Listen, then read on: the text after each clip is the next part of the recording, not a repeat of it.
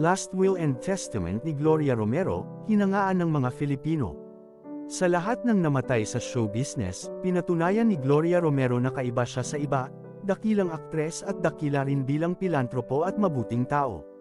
Ang kanyang sikreto ay tuwing ika-5 taon ay nilalagay niya sa time deposit ang kanyang mga pera sa iba't ibang bangko, 8 different banks, mula 1955, kaya hindi na nakakapagtaka na lumaki ng ganito ang kanyang yaman.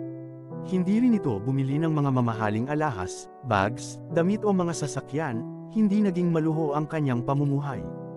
Isa lamang ang property nito, ang lupa at kanyang mansion na may halagang 19.1 million pesos, the rest ay cash on the bank, kaya naman tumubo na ng interes ang pera nito, siniguro niya na pagdating ng araw ng kanyang kamatayan, mapupunta ang lahat sa tamang landas.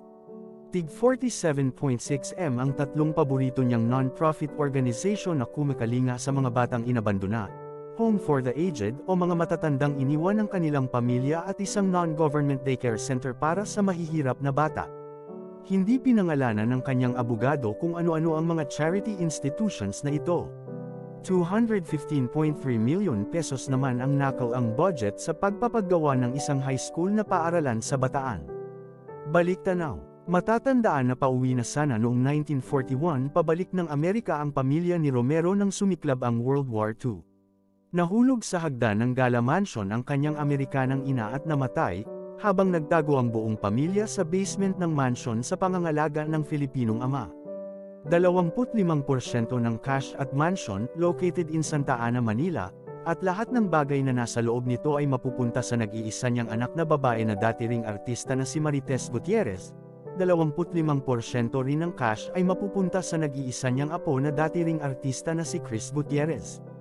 Mananatili sa alaala ng bawat Filipino ang isang artistang hindi kailanman nabahira ng intriga ang karera, tunay ngang nag-iisa ang unang reyna ng pelikulang Filipino. Rest in peace, pinagmamalaki ka po ng ating kasaysayan Miss Gloria Romero. Sa lahat po ng nagmamahal sa mama ko, na fans niya na buhay pa siguro, everybody in the industry that love my mom. Maraming salamat po.